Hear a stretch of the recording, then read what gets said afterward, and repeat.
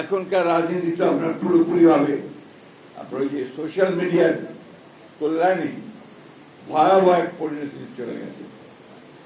সমস্ত রাজনৈতিক নেতাদের চরিত্র হনন করা হয়, যা খুশি তাই করেন, এবং সমাজের কাছে, রাজনীতির কাছে, ভবিষ্যতের কাছে তাদেরকে একটা সবচেয়ে হীন ব্যক্তি হিসাবে পরিচয় করে দেওয়ার চেষ্টা করা হচ্ছে। এটা লক্ষ্য করে দেখবেন, অর্থাৎ রাজনীতিকে ধ্বংস করার একটা চক্রান্ত ষড়যন্ত্র চলছে, এবং এটা কখনোই সুস্থ রাজনীতির জন্য শুভ লক্ষণ নয়। আমরা জানি না যারা এগুলো করছেন তারা সচেতন ভাবে করছেন।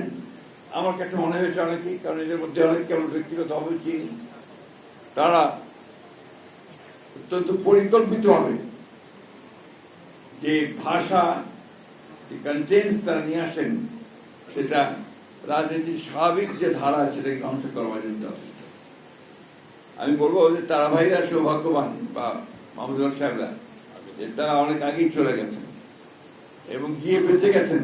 অন্তত এই সমস্ত বুলিং এর পর্যায়ে তাদেরকে পড়তে হয়। আপনার আমি একজনের সোশ্যাল মিডিয়া দেখি না, আমি সোশ্যাল মিডিয়া কাজও করি না, আমার কোনো অ্যাকাউন্টও নাই, কারণ আমি দেখেছি যে ওটা মানেই আপনাকে বিভ্রান্ত করবে, আপনাকে ভুল পথে নিয়ে যেতে যাবে এবং আপনাকে ভুল সিদ্ধান্ত নিতে সাহায্য করবে। যাই হোক, আজকে যে কথাটা কিছুক্ষণ আগে দুই সাহেব বললেন যে এখন সময়টা অন্যরকম, সমাজটা অন্যরকম। এত বড় একটা আন্দোলন, এত বড় একটা অভ্যুত্থান, তারপরে কিন্তু আমরা একটা গণতান্ত্রিক প্রক্রিয়ায় ফিরে যাওয়ার সুযোগ পেয়েছি। আজকে আবার অত্যন্ত পরিকল্পিতভাবে শুরু হয়েছে সেই প্রক্রিয়াটাকে ব্যাহত করবার একটা প্রচেষ্টা, উদ্যোগ আমি দেখতে পাচ্ছি।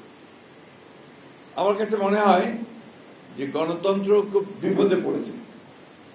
এই যে চতুর্দিকে বিভিন্নভাবে একটা সুপরিকল্পিত, সচেতনভাবে একটা প্রচেষ্টা যে আপনার সবকিছুকেই ভেঙে ফেলা, অর্থহীন করে ফেলা, এর মধ্য দিয়ে একটা নৈরাজ্য সৃষ্টি করার একটা প্রচেষ্টা চালানো হচ্ছে।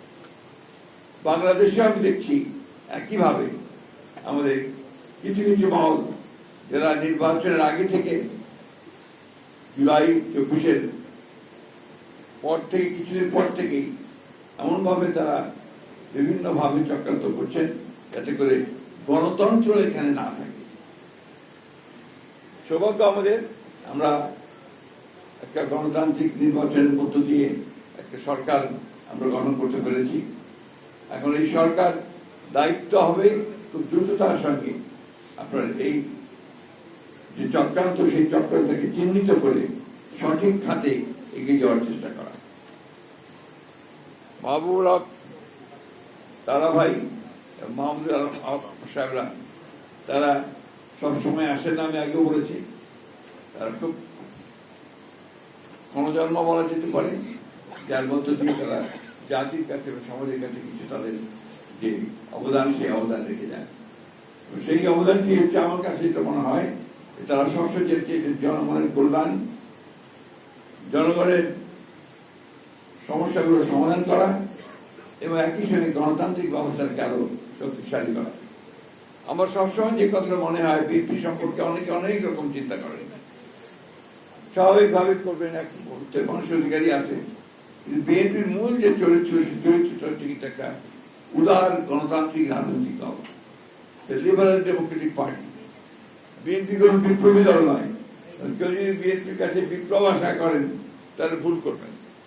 বিএনপি জনগণকে সঙ্গে নিয়ে আন্দোলনের মধ্য দিয়ে বিএনপি আপনার তার লক্ষ্যে পৌঁছাতে চায়, নির্বাচনের মধ্য দিয়ে রাষ্ট্র পরিচালনার দায়িত্বে যেতে চায় এবং তখন সেখান থেকেই জনগণের কল্যাণের জন্য বিএনপি কাজ করে।